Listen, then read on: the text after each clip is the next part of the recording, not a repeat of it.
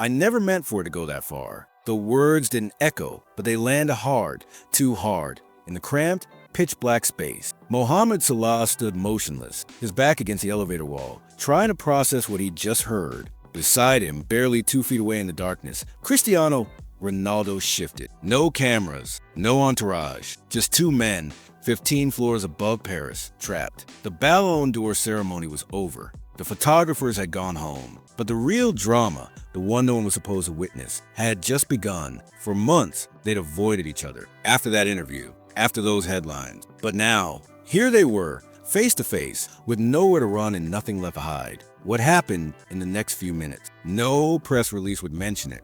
No highlight reel would show it. But it changed everything. And tonight, for the first time, you're going to hear what was said when the lights went out. This is the story of what really happened between Salah and Ronaldo in that elevator, and why one sentence from Cristiano left Salah silent, the world speechless, and legacy rewritten. Where are you watching from? Let us know in the comments, and stay until the end, because the truth isn't just shocking, it's human. The Ballon d'Or ceremony had ended, but the performance hadn't. Golden lights still glimmered across the Grand Palais. Applause had faded, but the echo of it lingered like perfume in the cold Paris air. Inside, legends had shaken hands. Photos had been taken. Speeches delivered like rehearsed lines in a play. It was a kind of night designed to look meaningful. But everyone knew the truth. Empty praise, cold smiles, legacy on display. Outside, Paris sparkled. Black cars waited like chess pieces. Chauffeurs standing stiff in November wind. The cameras were still out there, hungry. But inside Hotel Le Bristol, silent. Mohamed Salah moved through the marble lobby like a man finally free of a mask. His tuxedo jacket was still perfectly tailored, but the bow tie hung loose around his collar. His smile, the one he'd worn for hours, had faded. His face was no longer performing. It was exhausted, human. He reached the elevator, alone, pressed the button for the 15th floor, waited, ding. The door slid open, gold trim, soft lighting. A moment of peace. He stepped in, just as the doors began to close. Hold the door. A voice, calm, commanding, familiar. Salah's finger hovered near the close button. For 1 second, he didn't move. Just one. Long enough to make a choice. Short enough to pretend it wasn't one. He didn't press the button, but he didn't hold the door either. It didn't matter. Cristiano Ronaldo stepped in anyway. The door shut behind them. Smooth, final.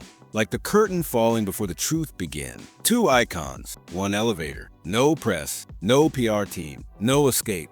Neither man spoke. Not at first. The soft hum of the elevator was the only sound, rising like static in the background. Salah leaned against the brass railing, arms crossed, eyes fixed on the floor numbers slowly ticking upward. Ronaldo stood straight, posture perfect, adjusting his cufflinks as if the world still had cameras watching. They weren't touching. They weren't even looking at each other. But the air between them, thick, sharp, was already speaking. A silent dialogue built from months of interviews, headlines, and everything left unsaid. Then it happened. The elevator jerked slightly, a sudden, unnatural jolt. The lights blinked once, then went out. Darkness. The hum of motion stopped. The floor numbers froze. Total silence. 5 seconds. 10. 15. You gotta be kidding me, Ronaldo muttered in the dark.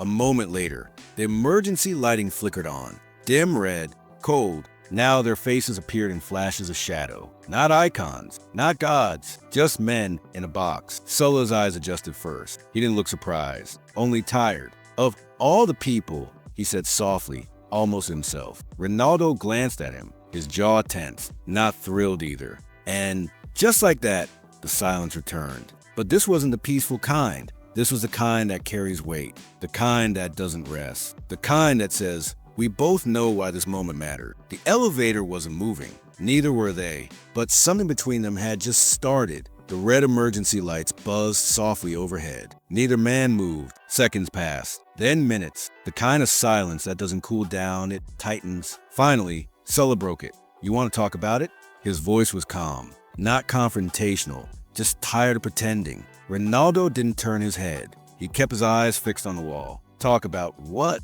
Salah let the silence hang a second longer. That line, on live TV, he plays to be accepted. I play to dominate. Ronaldo exhaled through his nose, short, controlled, like he'd rehearsed this in his head 100 times, and still didn't have a good answer. He looked away again. It wasn't personal. Salah stepped forward, closing the distance by inches. It was public, he said, so it was never just football. That landed. Ronaldo's fingers twitched slightly at his side. I've always been honest, he replied, arms folding tightly across his chest. The posture of someone defending something even they're not sure they still believe in. At the cost of who? Salah asked, you think I meant to offend you? I think you needed to remind the world who the king still is. That one stung. Ronaldo's jaw clenched, a flicker of pride flaring up in his expression. You're not a victim. Salah's eyes narrowed, but his tone stayed even. And I never asked to be. Another pause, but not silent. There was a sound in the room now, not from the elevator, but from the weight of two truths colliding. They weren't yelling. They didn't need to. They were cutting with precision. And the worst part? They were both right. Silence returned. But it wasn't awkward anymore. It was heavier than that, like something unspoken had finally taken shape in the space between them.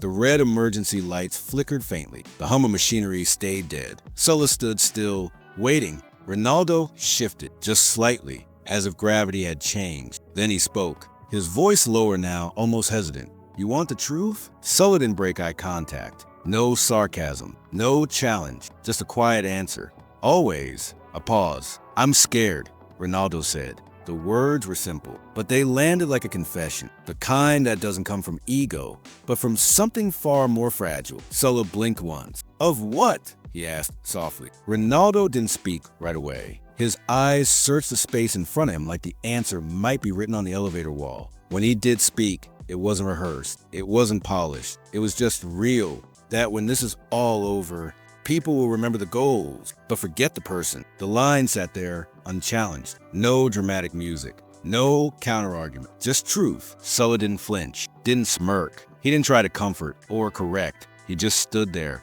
quiet, present. Then finally, now you know how I felt since day one. It wasn't revenge. It wasn't triumph. It was understanding.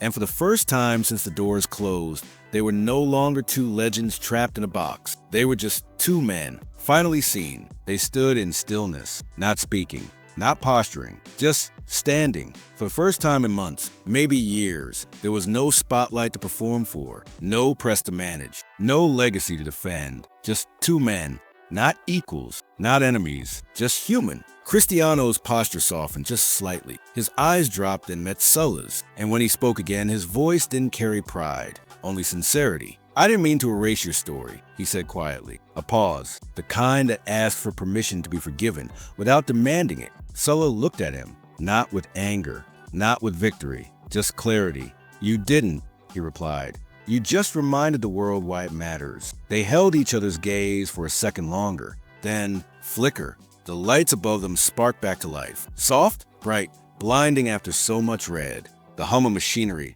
returned. The elevator shifted. Ding, 15th floor. The doors opened slowly. Gold trim, white marble, the world waiting just outside. They stepped into the hallway, one after the other. No nod, no handshake, no performance, just movement. Simple, wordless. Salah turned right. Ronaldo turned left. No goodbye, but something had shifted. Not in their careers, not in the headlines, but in the space between them. Something subtle, permanent. The kind of shift that doesn't announce itself with noise, only with silence that feels lighter. Because sometimes the most powerful conversations aren't broadcast, aren't quoted, aren't even remembered by the world. They're just felt by the people brave enough to finally tell the truth when no one else is listening. And maybe that's the only kind of truth that ever really matters. If the story moved you, stay with us. Because not every legacy is built under stadium lights. Some are shaped in silence, in conversations no one else hears, in truths whispered when the cameras stop rolling. There are more moments like this, more behind-the-scenes humanity, more stories that don't fit into headlines, but change everything anyway. Subscribe now, because sometimes the most important part of the story is what happens off the pitch.